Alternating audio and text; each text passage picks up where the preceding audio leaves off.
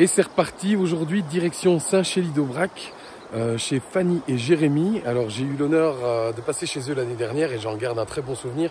Je suis vraiment impatient de les revoir. Des JT des gens, épisode 9, c'est maintenant On the Road Again.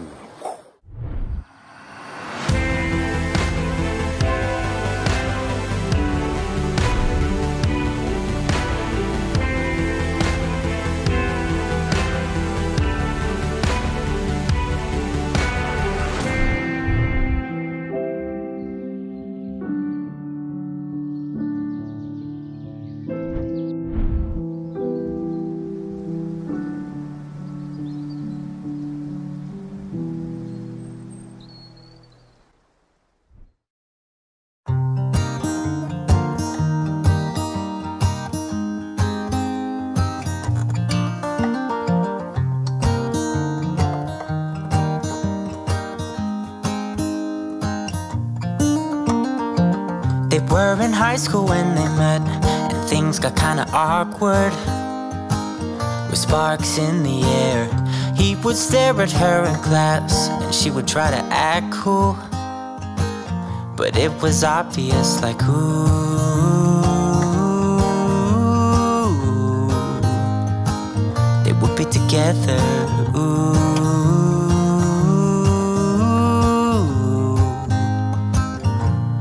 One day she said, write me a love song, 'cause I know you'll make it beautiful.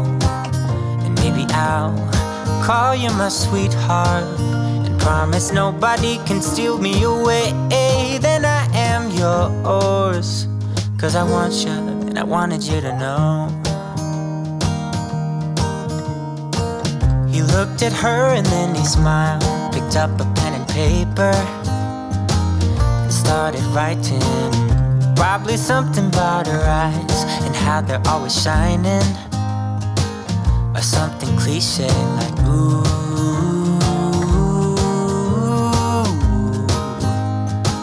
Baby, I only want you.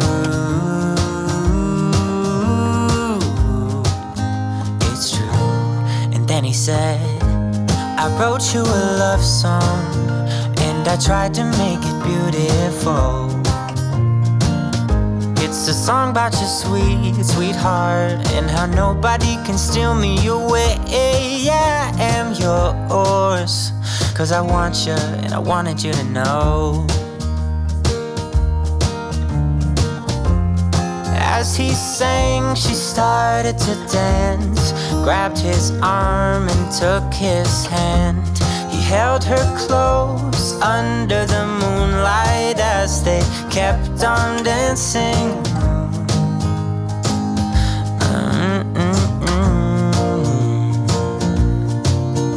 And now they're singing their love song, and they sing it kind of beautiful, calling each other sweetheart. I promise nobody can get in their way or steal the show. They're in love now, and I wanted you to know. Alors, qu'est-ce qui m'amène à faire ce chemin? C'est une bonne question. Je sais pas si j'ai une raison précise, mais ça fait bien 1 an que j'entends parler souvent du chemin. Et moi, je me sens plutôt appelée par le chemin. Je crois pas mal aux signes et ça m'est arrivé plusieurs fois de tomber sur rue Saint-Jacques alors que j'étais à Nantes, sur une coquille au milieu de Nord-sur-Erde ou Sucé-sur-Erde alors que je savais même pas que le chemin passait par là. Et du coup, à force de le voir venir dans ma vie, je me suis dit bah j'y vais. Donc me voilà aujourd'hui sur le chemin. Je pense que j'avais envie de partager ce chemin. Et je suis partie toute seule et dès la première journée en fait j'ai été tout de suite accompagnée d'autres pèlerins, d'autres personnes qui étaient seules ou en famille et du coup là ils sont pas encore arrivés mais ça fait 2 jours que je marche avec 2 autres personnes et du coup ça me plaît trop, c'est de la bienveillance, c'est de la fraternité, de la solidarité et ça fait trop plaisir à vivre quoi, surtout en ce moment. En plein Covid, en crise sanitaire, on ne ressent pas du tout ici. Moi, je dirais déjà qu'on enlève aussi tous les jugements. Je me rends compte que ce soit sur moi-même, parce c'est dur avec nous-mêmes en général, je me juge moins. Par exemple, si j'ai un peu de mal sur un chemin ou quoi, là, je vais beaucoup plus être cool et me dire si j'arrive dans 2 heures, j'arrive dans 2 heures, je vais pas me forcer à marcher trop vite. Donc pas de jugement envers soi-même et surtout pas envers les autres aussi. C'est comme si on était libéré de tout ça. Et puis, ouais, je trouve que les cases sociales qu'on peut avoir, elles sont vite jetées à la poubelle. On peut être autant... moi j'ai 26 ans et c'est drôle parce que la plupart du temps je suis avec des gens qui ont 60, 70 et ça match incroyablement bien. Et je sens que c'est pas parce que par exemple ils sont plus vieux qu'ils vont me dire ah, tu devrais faire ci, tu devrais faire ça. C'est que dans l'écoute, vraiment le partage, et c'est ça que j'adore. Ouais. Donc effectivement, ouais, bienveillance, le partage, il n'y a plus de jugement, c'est que de l'amour quoi. Et c'est trop beau, moi c'est que mon 6e jour et je me dis c'est déjà ouf de recevoir autant en si peu de temps quoi. Et c'est ça qui est chouette, c'est que finalement, on est une grande famille quoi, on est des pèlerins. Et puis j'aime bien, on se croise, on va se dire tout de suite bonjour, tout le monde à la banane, dès qu'on se voit ça va être bon appétit, je sais pas, c'est vraiment que du don et du recevoir aussi. Et ça c'est chouette. C'est ouais, la grande famille des pèlerins. Et tout le monde est dans le même sac et on est pèlerins et c'est tout. Ce qu'on est autour ou avant ou après, on s'en fiche pour le moment quoi.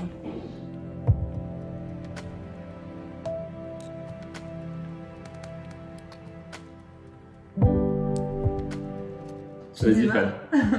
Allez, on devait faire le GR20, donc le chemin... on devait s'attaquer à la Corse. À la Corse. Quand j'ai regardé la topo, j'ai dit à G, non, je le sens pas. C'est pas possible, ça montait sévère direct, donc bon, même si j'ai couru un peu à pied de là à faire ça, je m'étais dit non. Et puis, je sais pas pourquoi, j'avais vu une émission sur Saint-Cyr-la-Popie, et j'avais dit, il faudrait qu'on y aille en vacances. Et puis, après, tout compte fait, on s'est dit, pourquoi pas faire Compostelle. Et puis, on passera par là. Ah bah tiens, il y a un chemin.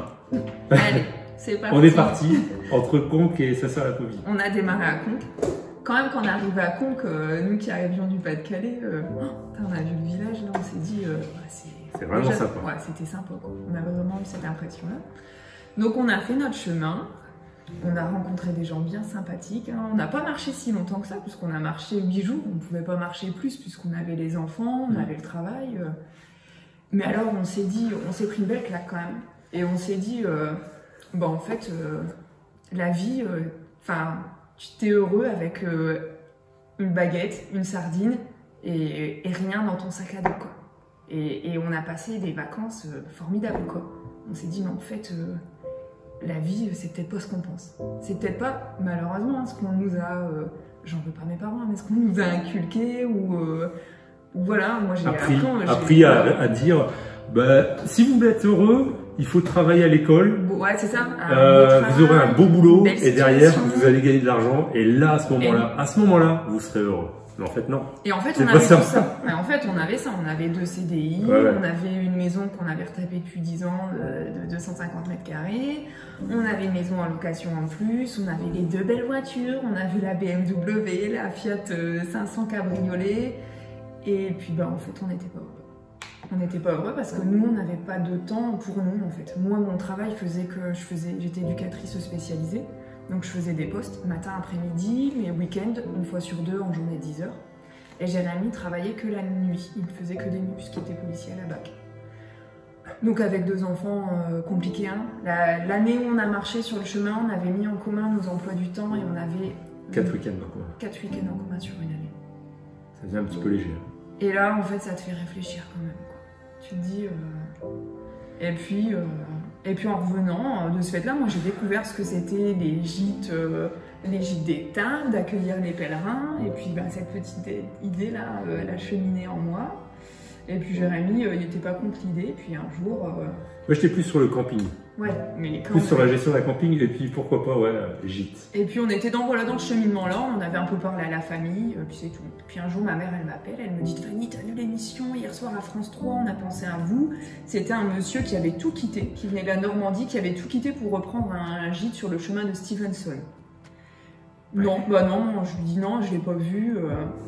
Ma nièce, elle m'appelle. Ouais, Fan, t'as vu l'émission on a pensé à vous. Non, on l'a pas vu, maman. En effet, maman, elle m'a appelé pour me le dire. Non, on l'a pas vu. Et donc, de ce fait-là... On regarde en vidéo, en replay, le reportage sur le monsieur qui a repris le gîte. On l'appelle dans la foulée et il a dit « foncez ». Donc c'est ce qu'on a fait. On a cherché pendant quelques mois un gîte sur le chemin à Figeac et finalement ça s'est pas fait. Et Fanny a retrouvé une annonce sur Le Bon Coin de la mairie de Saint-Chély-d'Aubrac qui cherchait un jeune couple dynamique pour gérer le gîte et le camping. Saint-Chély, on ne connaissait pas, on ne savait pas où c'était. On a quand même répondu à l'annonce. On l'a fait à fond. À fond. Avec les photos. Photos de nous, randonneurs sur le chemin, etc. Vu ce qu'ils demandaient dans le dossier, on n'avait pas beaucoup de chance d'être pris. C'est ça. L'expérience touristique, tout ça, néant, rien du tout. On s'est dit, allez, on le fait, on le tente. Langue étrangère parlée, pas grand chose non plus. Pas trop non plus. Le ch'ti, ouais. En plus. Mais donc on s'est lancé à fond. On a rempli le dossier, on l'a envoyé. Et donc ça, c'était début février 2018. Fin février 2018, le 22, quelque chose comme ça, je reçois le courrier à la maison. On est prêt. On est pris pour l'entretien. Pour le 25 février, quelque chose comme ça. Allez, c'était les vacances scolaires. On prend 5-6 jours de vacances, la voiture, et on trace. On va direct, on arrive ici. Je me souviendrai tout le temps, la traversée du plateau de l'Aubrac, par un temps de moins 14, où tout était blanc, froid, on sentait le froid depuis l'extérieur de la voiture. Fanny dormait, elle s'est réveillée en plein milieu du plateau. Et on a eu, je pense, la même réflexion à se dire qu'est-ce qu'on fait là? Non, jamais on viendra habiter. Jamais on habitera à Saint-Chély. On s'est dit non mais il n'y a rien. Il n'y a strictement rien. Il n'y a rien. Et c'est vrai que tu viens, tu vois. Du Pas-de-Calais, ouais, t'es entouré de maisons, c'était pas la même chose. Et on poursuit, on se dit allez, c'est pas grave, on fait l'entretien à fond, ouais. à fond. C'est ce qu'on fait. L'entretien on était 5 à être retenus parmi 60 candidatures. Ça dure 1h30 au lieu d'1 heure. Ouais. Donc je dis quand même une petite chose, ça s'est bien passé, je pense, on a été décontractés. Ouais, on avait coaché quand même les enfants à ce qu'ils soient vraiment sages. Et ils se sont endormis sur la table. Improbable. Impossible aujourd'hui. Impossible. Quand la mairesse nous dit et dire qu'ils se sont endormis, mais vous leur avez donné des cachets. Aujourd'hui, c'est les diables de Saint-Chély. Hein. Non, quand même pas. Non, mais on sent que c'est des enfants qui sont quand même vraiment dynamiques. Ouais, je pense qu'on avait, je sais pas, il y avait eu un truc quoi, ça avait pas. C'est ça. Ils avaient compris qu'il fallait pas. Et donc, au fur et à mesure de l'entretien, c'était endormi sur la table. Le lendemain matin, on était hébergé un petit peu plus haut dans Saint-Chély. Chez Thierry, maintenant en fait. C'est ça. Un ami qui a aussi. Un hébergeur aussi. Et je dis à Fanny, je vais poser la voiture dans le centre du village et je remonte à pied. Et on fera l'inverse avec les enfants, c'est-à-dire qu'on partira de chez Thierry, on reviendra chercher la voiture pour faire 2-3 km en rando avec les enfants. Sur le chemin. L'idée était de reprendre un peu une partie du chemin. Alors ça fait presque roman. Hein. Non mais t'y crois pas. Mais c'est ce qui s'est passé. On pose la voiture, je pose la voiture au centre de Saint-Chély, et dans ma tête je me dis, si je vois une biche ou un cerf, c'est pour nous. Et avant d'arriver chez Thierry, je vois une biche.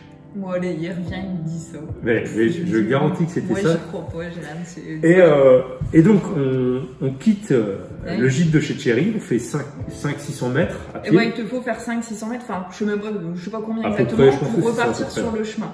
On ouvre le portail. Pour atterrir sur le GR65. On met les pieds sur le GR. Je ferme la porte. On revient donc sur le chemin, pile poil. Le téléphone sonne. C'est la mairesse qui nous dit c'est pour vous. T'y crois pas. On me dit non mais c'est pas possible. Attends, on met les pieds sur le chemin et là on nous dit c'est bon. Et là on s'est dit qu'est-ce qu'on fait là. Là c'était de grands questionnements quoi. Parce qu'en plus ça c'est arrivé fin février et il fallait que je sois en poste au 1er avril. Opérationnel le 1er avril. Moi j'avais mon CDI, Gérard avait son CDI, lui voulait prendre une dispo. Et le monsieur qui les avait accompagnés à la CCI, qui est devenu aussi maintenant un ami, Dominique Treille, il avait dit non, les prenez pas, ils seront pas dispo au 1er avril, c'est impossible quoi. Et alors là, de là, on s'est démenés, mais comme des fous. Moi, j'ai réussi en fait à faire une rupture conventionnelle et de faire un congé sans solde en fait pendant le temps de préavis, qui fait que la mairie m'a quand même embauchée pendant 1 mois et demi avant qu'on crée l'entreprise. Et après, Jérémy m'a rejoint. Donc moi, je suis arrivée ici avec mes parents le 1er avril et Madeline. Il était resté là-haut avec Jules. Et il nous a rejoint. Une maison qu'on avait retapée pendant 10 ans, on l'a revendue en 2 jours. Le truc qu'on devait pas faire non plus, c'était pas ça le deal. S'était dit, on fait 1 an, on suspend nos prêts, et puis bah là, en fait, après, on l'avait quand même fait ouais, mais on l'avait fait estimer parce que le notaire nous avait dit... pour suspendre les prêts, la maison, pour pas la revendre. Et on s'est dit, bon, on va tenter de la revendre, mais plus cher que ce qu'elle vaut. Et on va la mettre plus cher. On s'était dit, on la mettra plus cher, elle partira pas. Pour faire semblant de la vendre sur le bon coin. Et comme ça, on aura un papier en montrant que pendant 1 année, on avait essayé de la vendre et que ça n'avait pas marché, tu vois. Comme ça, il ne pouvait pas l'histoire de résidence secondaire principale. Le notaire nous avait dit de faire ça. Et elle est partie en 2 jours. Et en fait, le truc pareil, quoi, improbable. Et là, on s'est dit, moi, je partais le samedi et le mardi, les gens nous ont appelé en disant, on vous en propose le prix. Ouf. Qu'est-ce qu'on fait? Et puis là, on s'est dit, bah, c'est que c'était destiné, quoi, fallait y aller, quoi. Enfin, voilà. Et ça fait 4 ans maintenant qu'on accueille à Saint-Chély. Et puis, c'est quand même vachement intéressant. Ouais, pas de regret. Franchement, aucun regret sur... Alors, la famille nous manque, ça, on va pas se mentir. Hein. C'est, je dirais, le seul point négatif. Ça, c'est certainement l'histoire. La minute nostalgique du reportage. Ouais, mais bon, allez. C'est comme ça. Ouais, bon, ils viennent régulièrement. Ils viennent régulièrement. Voilà. Puis, voilà. Ça vous apporte quoi finalement d'accueillir des pèlerins? Bah tu.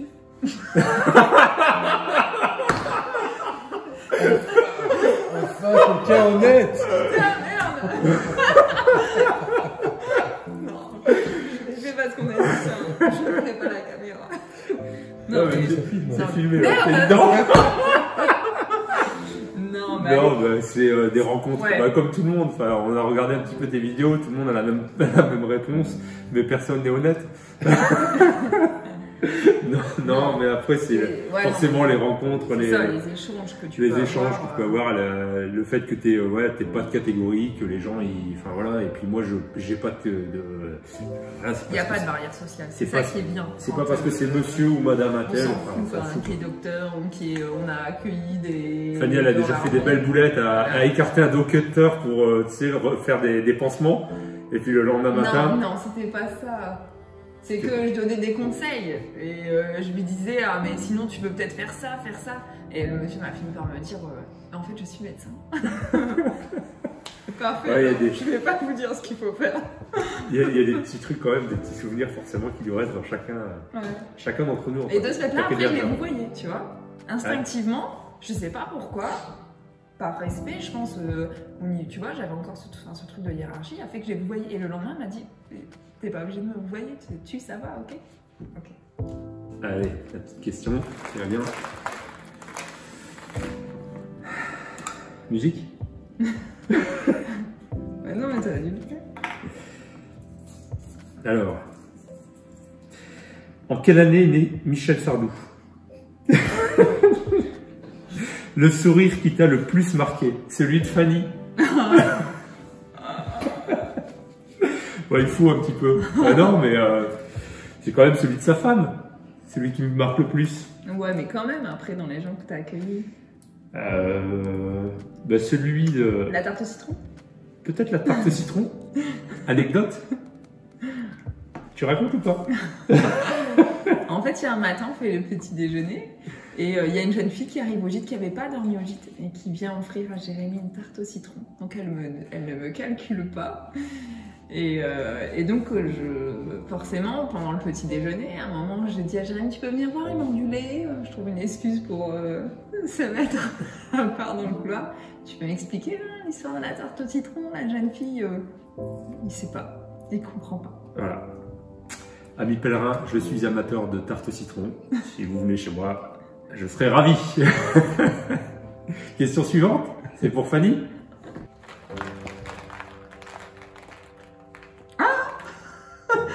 Une bleue? Oh, Parce que c'est que des blanches, d'habitude. La question piège. 3 choses que tu ne supportes pas. 3 choses que je supporte pas quand c'est mal rangé et sale. C'est ce qui peut expliquer l'état du gîte. Le manque de respect, je dirais. Et après, ce que je supporte pas, c'est de pas voyager aussi. Là, c'est compliqué pour en ce moment. avec le confinement. C'est compliqué. Ouais, parce que notre métier nous permet quand même de pouvoir voyager un peu l'hiver, de faire des beaux voyages. Et ça, je pense que c'est essentiel pour moi, et le fait de ne pas le faire. Ouais. Et puis, ouais, d'avoir du lien social, ouais. C'est certainement un truc aussi que j'ai du mal à supporter, et qu'avec le confinement, on s'aperçoit que c'est difficile, ouais. On a besoin de contact. C'est ça. Et ouais, je pense que ouais, j'aime pas la solitude, clairement. J'aime pas la solitude, j'ai besoin de relationnel et certainement, de par mon ancienne profession, je pense que ouais, essayer d'apporter quelque chose aux autres aussi, ça doit m'aider moi, j'imagine. Ça doit me faire sentir utile et certainement que ouais, là-dedans, j'ai ce besoin-là. Ouais, on en a besoin de parler et tout ça. Donc on aime bien accueillir, on aime bien les gens. Mais c'est vrai qu'en fin de saison, on aime bien aussi se retrouver en pause, comme ça, hivernale, où on se concentre sur nous. Parce que c'est vraiment, accueillir les gens, c'est vraiment un métier. C'est quand même... Allez, après... On donne beaucoup de notre personne pendant ce temps d'accueil. Ce qui est, je pense, qui est très prenant, c'est que notre gîte, on a une grosse capacité. On a 26 lits. Et malheureusement, moi, Plus le camping. Plus le camping. Et en fait, t'aurais envie de passer plus de temps avec les gens, mais sauf qu'à un moment, tu peux pas parce qu'il y en a d'autres, il y a d'autres personnes, tu sais ce qu'il y a encore à faire derrière. Et je dirais peut-être que notre seul regret dans l'aventure, c'est ça. C'est de ne pas pouvoir approfondir nos relations avec les gens. De ne pas proposer. Déjà, on ne fait pas la demi-pension. Parce que la mairie ne voulait pas qu'on le fasse pour pas impacter les petits commerçants du village. Et je suis tout à fait d'accord, parce qu'on a besoin aussi d'eux pour avoir une certaine vie dans le village. Et aussi, nous, ça nous arrangeait parce qu'on voulait aussi retrouver du temps... Notre vie familiale. Voilà, du temps à 4, ce qu'on n'avait pas forcément avant. Et si c'était pour recommencer quelque chose et repartir dans la même direction, ça n'avait pas de sens. Donc de ce fait-là, voilà, ça nous arrange de ne pas faire la demi-pension, mais néanmoins, il y a quand même ce petit truc de ce petit manque de se dire, mince, on va pas au bout de la relation avec les gens, quoi. On essaye de le faire à fond au petit-déj, mais c'est... alors c'est compliqué, tu fais un service aussi entre deux. Ouais. Maintenant, voilà, les choses font qu'il faut qu'il y en ait un qui reste ici pour la plus petite, et quand t'es seul et que t'as 20-25 petits déjeuners, que tout le monde veut déjeuner en même temps, t'as pas forcément le temps de parler, quoi. Non. Mais bon, après, on a cette reconnaissance quand même régulièrement par le sourire où les gens, quand ils nous quittent, voilà. Ça, c'est vraiment, je pense, la grande différence de notre vie d'avant, notre vie professionnelle d'avant et de maintenant. C'est-à-dire que mon patron me disait une fois par an, il m'envoyait un mail et en fête de fin d'année, il me disait que j'avais bien travaillé, quoi. Là, c'est tous les jours, quoi. Tous les jours, c'est le sourire des gens. Encore ce matin, c'est pas grand-chose parce qu'on peut pas se faire la bise. Donc ça, c'est quand même aussi assez frustrant parce que moi, il y a quand même des pèlerins que j'aimais bien serrer dans mes bras avant de partir. Et le monsieur est venu vers moi, il m'a tendu le coude. J'étais contente. C'est, tu vois, premier check du coude avec quelqu'un, enfin, un minimum de, je sais pas, de contact, quoi. C'est, voilà. Et là-dedans, ouais, c'est des belles rencontres. C'est ça, c'est ça. Mais j'ai un rêve, Yann. Lors de mon dernier jour, je tiendrai ce gîte. Le dernier jour d'ouverture me concernant, je serai en slip rouge et je ferai bip bip. Et là, tous les pèlerins feront ouais, c'est son rêve. Non, tu veux pas le faire. Je le ferai.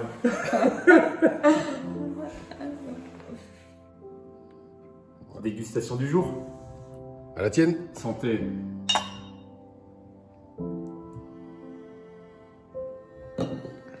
Ça c'est belge.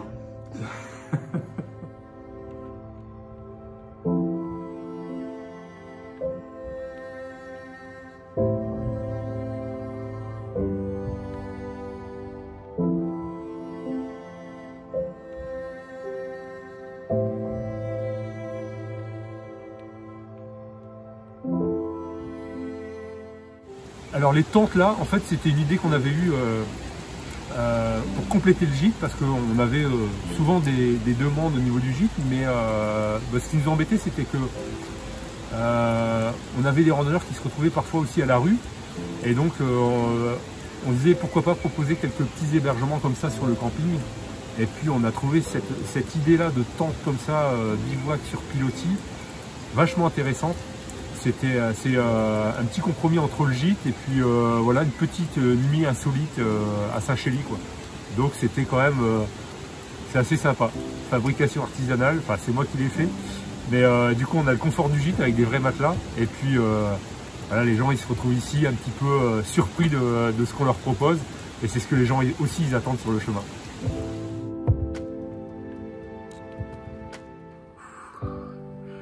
J'ai mal, très mal aux zygomatiques là, tu vois, j'ai des crampes. Tellement j'ai rigolé toute la journée, la soirée avec Fanny et Jérémy, franchement. Mais bon, je m'en doutais, je les avais rencontrés l'année dernière quand j'ai fait le chemin. Et donc j'avais déjà un petit peu cerné leur personnalité. Et voilà, pareil à eux-mêmes, on s'est bien marré, c'est clair. Bon, bah il y a un temps pour s'amuser, un temps pour travailler, maintenant je dois faire le montage. Ça, c'est autre chose. Alors ben, voilà, je vous dis ciao et à demain.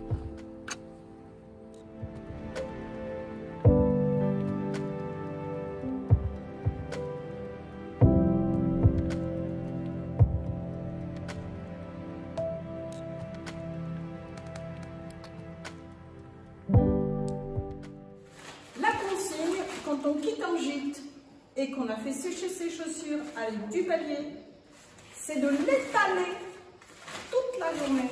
Et comme ça, quand les nouveaux arrivent le soir, eh bien, ils ont de quoi faire sécher leurs chaussures.